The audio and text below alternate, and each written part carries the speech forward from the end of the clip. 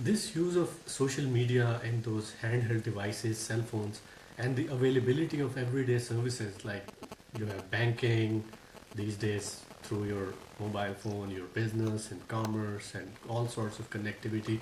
It's almost like a fight within an individual to balance the health or to take certain precautions and exercise the kind of self control. I'll just tell you that my wish was that while my cell phone has the capacity to measure the steps I take every day, and it tells me about through certain apps the rate of my heartbeat, and maybe I don't know how accurate is that, the blood pressure measurement. I was just hoping that one day or maybe soon enough my cell phone would start taking me that, hey, restrict your usage, this is happening, or that is happening. And I was That's just never going waiting. to happen, is it? Because that's the economic imperative of the companies. They want you to, to spend more time on their platforms. The phone companies want you to spend more time online to rack up more user, fees. So you're right. There's no one saying, do less, and there's certainly no apps saying, hey, put down your phone, leave me behind, go for a walk without your phone. I mean, I do it all the time. I refuse to become dependent on a mobile phone. I don't take it with me when I'm out in the garden. I don't take it walking. I mean, that might frustrate people who are trying to call me, but I say, look, 20 years ago, no one had a mobile phone, and you didn't complain then. And the world kept working without mobile phones. We were connected enough. You don't need to have access, instant access to everyone on the planet. Nor do you need instant access to email or, Facebook or LinkedIn or anything. You can live without it all because we did. And we had happy lives. Some would argue happier lives than we have today. Some would argue healthier lives. We didn't, as you say, have the neck strain, the shoulder strain, the eye strain from sitting in front of computer screens. And we certainly, were less overweight because we were, if you're bored, go out in the garden or sit in the sun or go for a walk, take the dog for a walk. So yeah, I mean, it's been a great tool, but it's cost us our health. And that's what I'm saying. No one, because of the economics of it and the economic pressures and incentives to make more money by getting people to spend more time online. Unfortunately, it's coming at the price of our health and global health.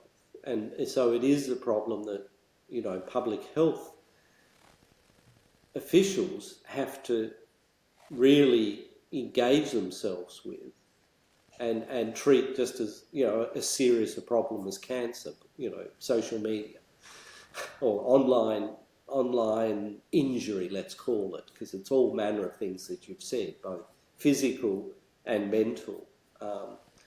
And I don't think that has happened yet. I think, yes, they're aware of it, but they're not treating it as seriously as they treat heart disease or cancer. Just like the anti-tobacco campaigns led to some sort of disclaimer and some pictorial warnings on the packets of cigarettes and all of that, could we be looking at something like that that comes with maybe device or some digital app, that I don't know Yeah. what, but in some Well, language. let's go back to cigarettes. I mean, we know that putting warnings on a cigarette packet and saying this is probably going to kill you doesn't work. If you're addicted to cigarettes, you don't care what's on the packaging. What worked with stopping cigarette smoking was going to schools where children don't smoke and haven't started smoking and telling them what a terrible, habit it was, and that their job was to stop their parents and everyone else smoking, which meant that they were indoctrinated so that they didn't actually start smoking themselves. So it broke the cycle. So it's very clear what we have to do is break the cycle before people start using social media or online access, which means You know, we're talking very young because some people are giving mobile phones to 3-year-olds. You'll see them in the shopping centres with a mobile phone, already addicted. So it's even worse than cigarette smoking, where, you know, kids started to experiment at, say, 8 years of age, and so you had to go younger than that. Arguably, here we have to go to the cradle because, you know, so we're going to have to teach 2-year-olds that, you know, mobile phones are dangerous toys, and they should restrict their usage, because you have to do it before they get addicted. That's the only way that you break the cycle, and that's been shown, as I say, for alcohol, it's been shown for cigarettes, you name it. The campaigns that work are not the scary campaigns targeting adults. They're campaigns that target younger individuals before they actually acquire the bad habit.